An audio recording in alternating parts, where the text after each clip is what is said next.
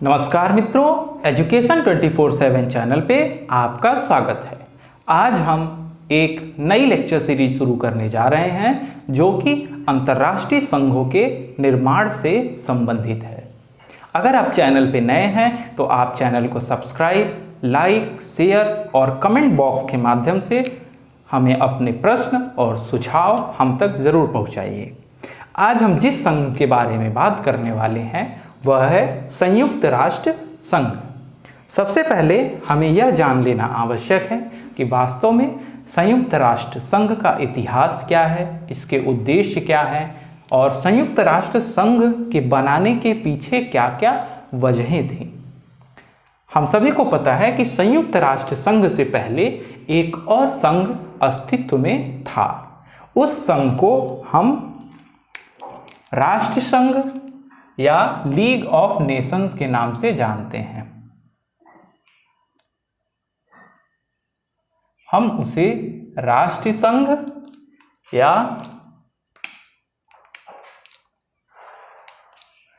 League of Nations के नाम से जानते हैं।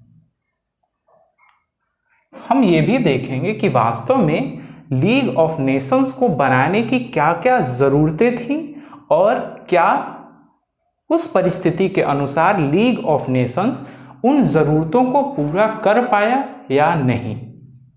हम देखेंगे लीग ऑफ नेशंस के बनने का इतिहास तथा हम यह भी जानेंगे कि लीग ऑफ नेशंस असफल क्यों हुआ और इसकी असफलता ने संयुक्त राष्ट्र संघ के निर्माण में किस प्रकार अपना योगदान दिया। मित्रों, लीग ऑफ नेशंस की स्थापना का विचार तब आया जब प्रथम विश्व युद्ध आरंभ हो चुका था। प्रथम विश्व युद्ध जब अपने मध्य स्थिति में था तो उस समय के बड़ी शक्तियों, जिन्हें हम सुपर पावर्स कहते हैं, उनको यह आभास हो गया था कि प्रथम विश्व युद्ध से जो भी असंतुलन उत्पन्न हो रहा है वह भविष्य में हो सकता है कि दूसरे विश्व युद्ध का कारण बने।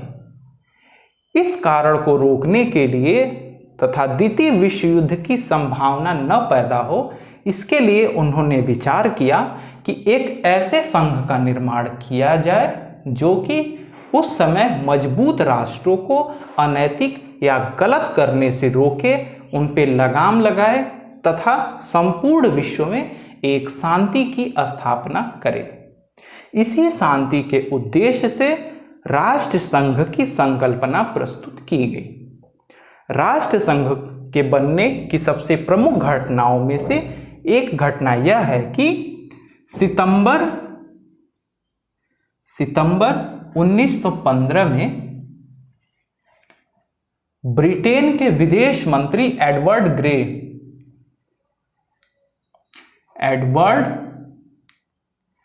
ग्रे ने उस समय के तत्कालिक अमेरिकी राष्ट्रपति वुडरो विल्सन को एक पत्र लिखा। वुडरो विल्सन को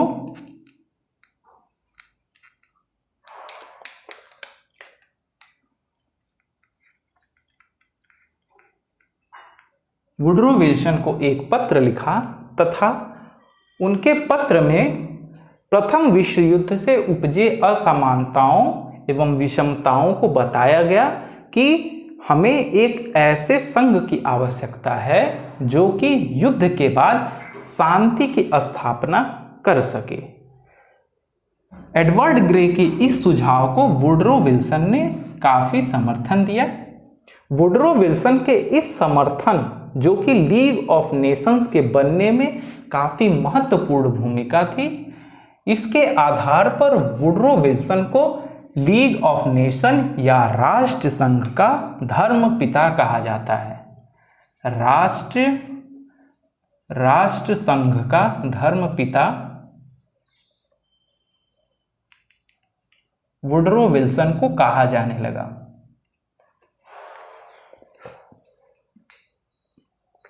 उसके बाद दूसरी प्रमुख घटना 8 फरवरी 1918 को घटी, जिसमें अमेरिकी राष्ट्रपति वुडरो विल्सन ने राष्ट्र संघ के निर्माण के लिए एक 14 सूत्री कार्यक्रम का गठन किया। 14 सूत्री कार्यक्रम के गठन में उन्होंने तमाम नियमों का निर्माण किया, जिसमें यह शर्त थी कि युद्ध के बाद जो भी छोटे या कमजोर राष्ट्र होंगे उन्हें भी ऑटोनॉमी या स्वतंत्रता का पूरा अधिकार होगा। बड़े और मजबूत राष्ट्रों की तरह उन्हें भी समान भागीदारी का अवसर मिलेगा। उसके बाद एक महत्वपूर्ण घटना 19 सितंबर 1919 को एक प्रमुख घटना घटी। 19 सितंबर 1919 में के समय में पेरिस शांति समझौते के बाद, पेरिस शांति सम्मेलन के बाद यह निर्णय लिया गया कि राष्ट्र संघ के निर्माण से पहले उसके क्रियान्वयन हेतु एक कॉन्स्टिट्यूशन या संविधान का निर्माण किया जाना चाहिए। संविधान के निर्माण की नींव 19 सितंबर 1919 के पेरिस शांति सम्मेलन के बाद रखी गई। इस सुझाव के बाद राष्ट्र संघ का एक संविधान तैयार किया गया। संविधान तैयार किए जाने के बाद 19 सितंबर 1918, संविधान के निर्माण के बाद 14 सितंबर 1919 को इसे सम्मेलन के सामने प्रस्तुत किया गया। सम्मेलन के सामने प्रस्तुत करने के बाद बनाए गए संविधान पर व्यापक विचार हुआ तथा इसमें कुछ बदलाव भी किए गए। बदलाव करने के बाद पुनः 24 अप्रैल 1919 को इस संविधान को संयुक्त राष्ट्र संघ का संविधान मान लिया गया। राष्ट्र संघ के संविधान के रूप में इसे मान्यता मिल गई।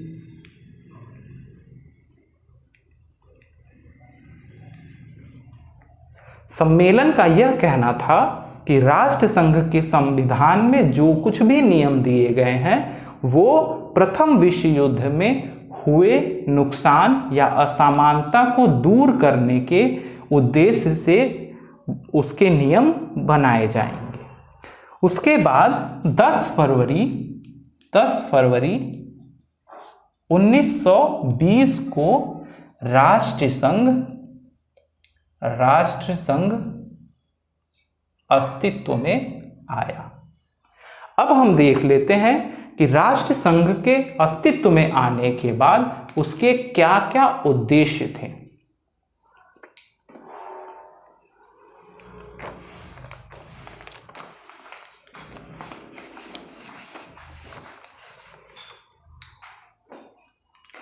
राष्ट्र संघ के अस्तित्व में आने के बाद उसका प्रमुख उद्देश्य था कि प्रथम विश्व युद्ध में जिस प्रकार हथियारों या नए नए शस्त्रों का प्रयोग किया जा रहा था उस पर रोक लगाने की बात की गई।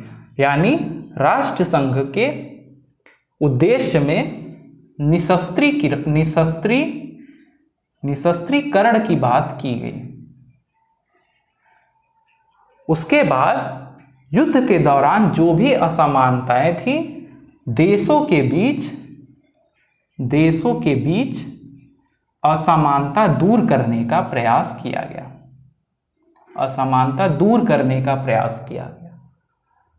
इन देशों के बीच एक आर्थिक और मानसिक सहयोग की भावना, मानसिक सहयोग विकसित करने का प्रयास किया गया। एक ऐसे न्याय व्यवस्था की स्थापना की गई, न्याय व्यवस्था की स्थापना की गई जो कि सभी राष्ट्रों के प्रति अपना एक समान पक्ष रखती हो। इस प्रकार हम संयुक्त राष्ट्र संघ के उद्देश्यों में देख लेते हैं कि निशस्त्रीकरण, देशों के बीच जो असमानता था उसको दूर करने का प्रयास किया गया, आर्थिक और सामाजिक सहयोग बढ़ाने पर बल दिया गया, न्याय व्यवस्था की स्थापना पर बल दिया गया और पेरिस शांति समझौते में जो भी मसौदे या जो कुछ भी बातचीत हुई थी उसको पूरा करने का प्रयास हम राष्ट्र संघ के उद्देश्यों में देख पाते हैं। अब हम देख लेते हैं कि राष्ट्र संघ के सदस्यों में किस प्रकार के सदस्य शामिल थे। राष्ट्र संघ के सदस्यों की संख्या वर्तमान समय में जब राष्ट्र संघ के निर्माण हुए तो 51 से 52 सदस्य शामिल हुए थे, सदस्य शामिल थे। किंतु 1934 से 1935 के बीच यह संख्या अपने महत्तम या सबसे बड़ी संख्या 58 तक पहुंच गई थी।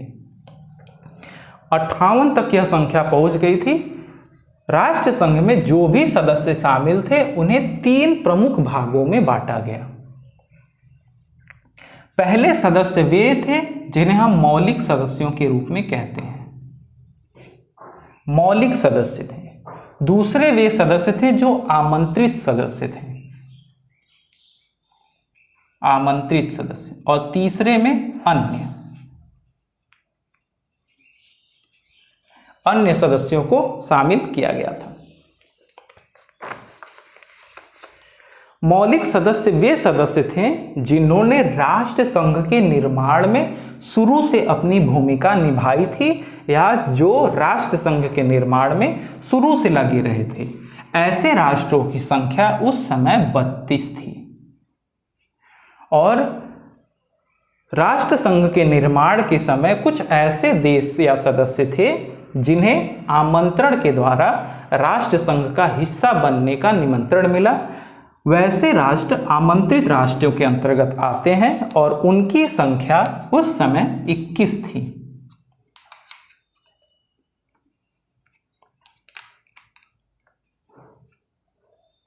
इन सब के बाद जो सदस्य बच जाते थे वो अन्य सदस्यों की श्रेणी में रखे गए। अब हम देख लेते हैं कि राष्ट्र संघ के असफल होने के क्या कारण थे।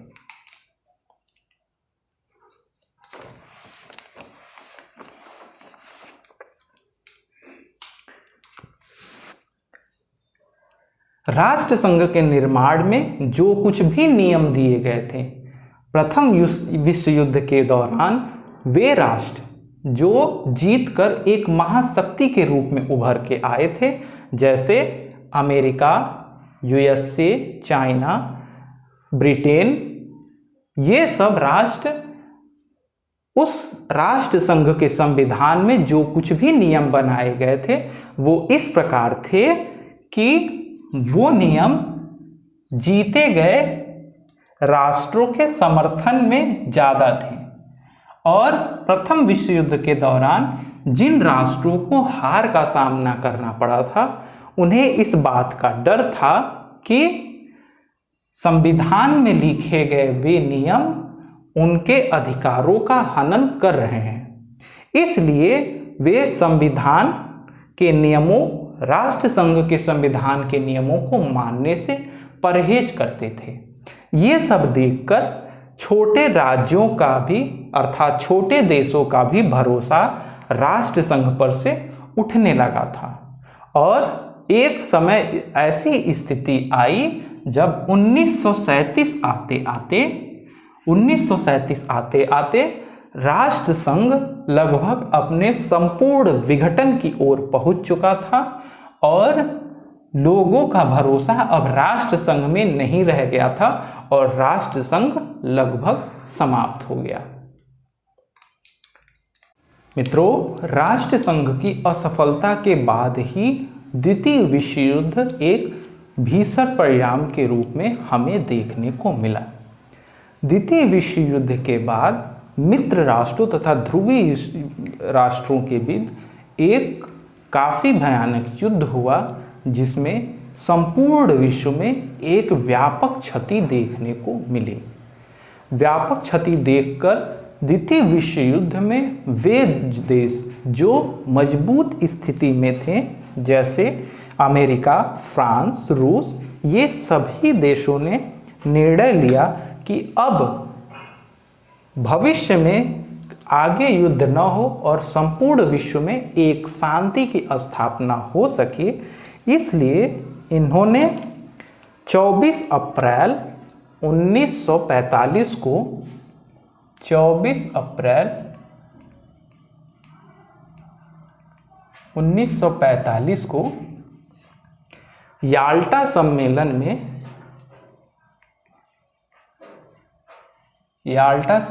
में यह निर्णय लिया कि द्वितीय विश्व युद्ध समाप्त होने के बाद, वैसे द्वितीय विश्व युद्ध 1 सितंबर 1945 से लेकर 2 सितंबर 1939 से लेकर 2 सितंबर 1945 तक चला था। यहाँ पर 24 अप्रैल 1945 को याल्टा सम्मेलन में जो मजबूत राष्ट्र थे, उन्होंने यह निर्णय लिया कि द्वितीय विश्व युद्ध समाप्त होने के बाद अमेरिका के सैन फ्रांसिस्को शहर में एक संगोष्ठी का आयोजन किया जाएगा। 24 अप्रैल से जून तक चलने वाली इस याल्टा सम्मेलन में विभिन्न प्रकार के निर्णय लिए गए और 24 अक्टूबर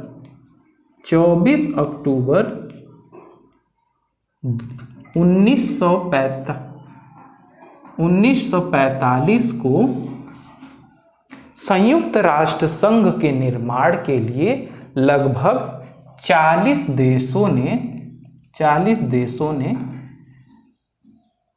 संघ निर्माण की संविदा पर हस्ताक्षर कर दिया था। वैसे इस समय पोलैंड देश संविदा पर हस्ताक्षर करने के पक्ष में नहीं था, किंतु थोड़े समय बाद संविदा के नियम शर्तों को जानने के बाद पोलैंड देश ने भी संयुक्त राष्ट्र संघ की संविदा पर हस्ताक्षर कर दिया। उसके बाद हम देखते हैं कि 30 अक्टूबर तक संयुक्त राष्ट्र संविदा पर लगभग 51 देशों ने हस्ताक्षर कर दिए थे। भारत भी उन 51 देशों में शामिल था जिसने संयुक्त राष्ट्र संघ के निर्माण में महत्वपूर्ण भूमिका निभाई थी।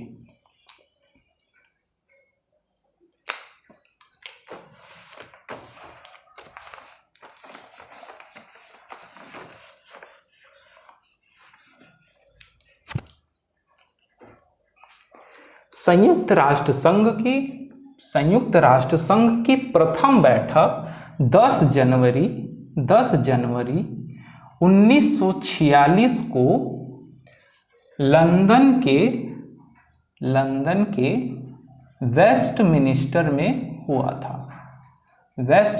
में हुआ।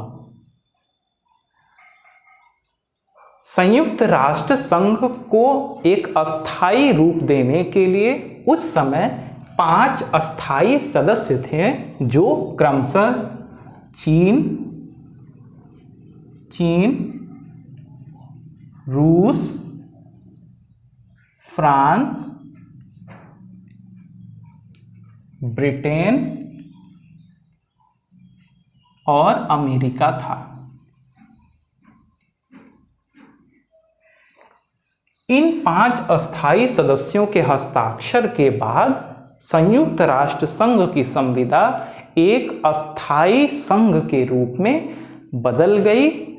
इस संयुक्त राष्ट्र संघ के 5 अस्थायी सदस्य थे तथा 10 अस्थायी सदस्य भी थे। इन 10 अस्थायी सदस्यों का कार्यकाल प्रत्येक 2 वर्ष बाद बदल जाता है। प्रत्येक 2 वर्ष बाद इन 10 अस्थायी सदस्यों का कार्यकाल बदल जाता है और नए अस्थायी सदस्य इनकी जगह ले लेते हैं। वैसे संयुक्त राष्ट्र संघ या यूनाइटेड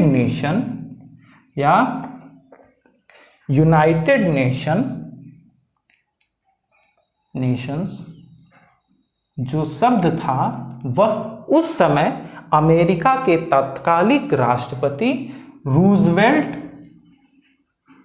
रूजवेल्ट ने दिया था। अतः हम कह सकते हैं कि संयुक्त राष्ट्र संघ की जो नामकरण की जो प्रणाली थी वो अमेरिकी राष्ट्रपति रूजवेल्ट के द्वारा दिया गया।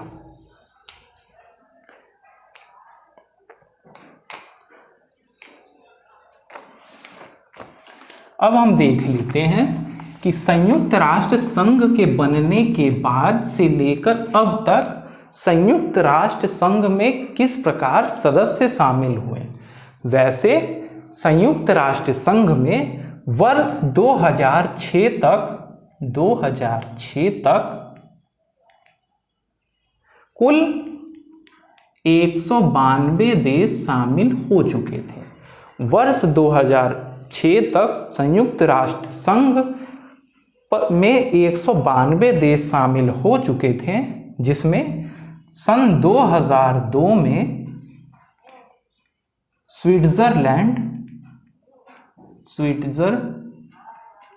स्विट्जरलैंड शामिल हुआ था। वही सबसे अंतिम देश 193 नंबर का देश 2011 में शामिल हुआ, जो दक्षिणी सूडान था। यह अफ्रीका महाद्वीप का एक छोटा सा देश है।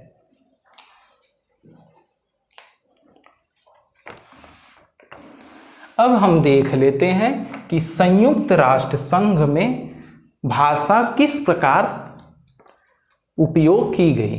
तो संयुक्त राष्ट्र संघ में मुख्यतः 6 भाषाएं प्रयोग की जाती हैं। संयुक्त राष्ट्र संघ में 6 मुख्य भाषाएं अरबी,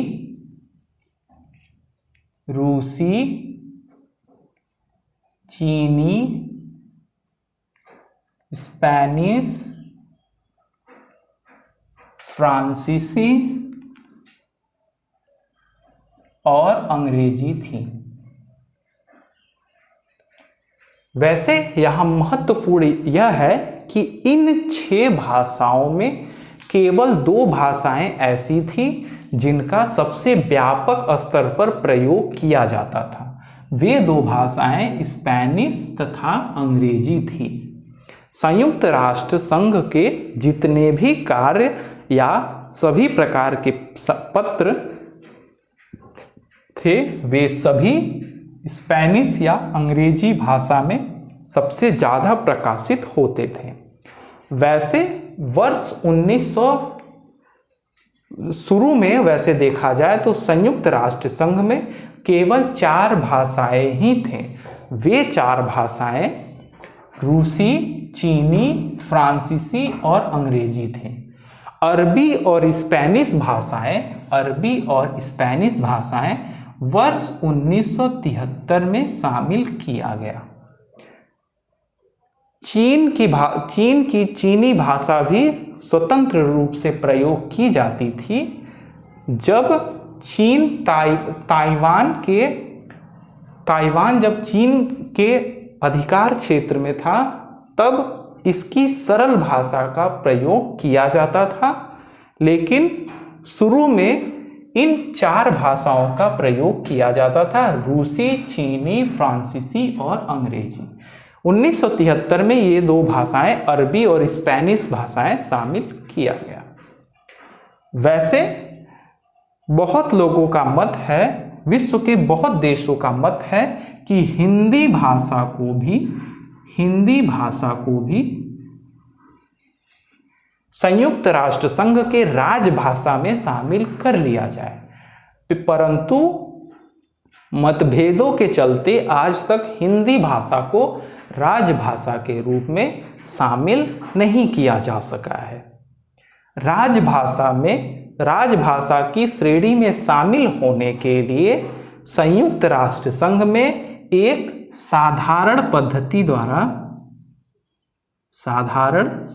प्रक्रिया द्वारा चुनाव किया जाता है, जिसमें संघ की 2/3 बहुमत की आवश्यकता पड़ती है।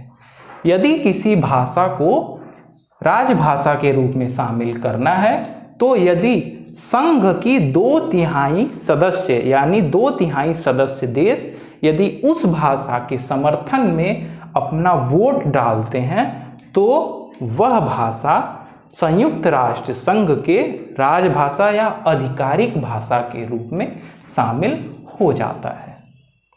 आज के वीडियो में बस इतना ही। अगले वीडियो में हम संयुक्त राष्ट्र संघ से जुड़े कुछ अन्य महत्वपूर्ण बिंदु तथा संयुक्त राष्ट्र संघ के जो अन्य संस्थाएं हैं, जो 6 प्रमुख संस्थाएं हैं, तथा उसके अलावा संयुक्त राष्ट्र संघ के अधीन रहकर जो संस्थाएं काम करती हैं, उनके कार्यकाल, उनके सदस्य और उनकी संपूर्ण प्रणाली के बारे में हम अगले वीडियो में चर्चा करने का प्रयास करेंगे। उम्मीद है आपको वीडियो समझ में आया होगा।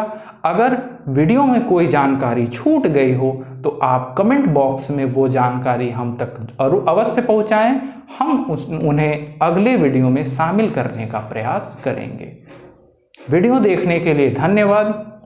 Good bye.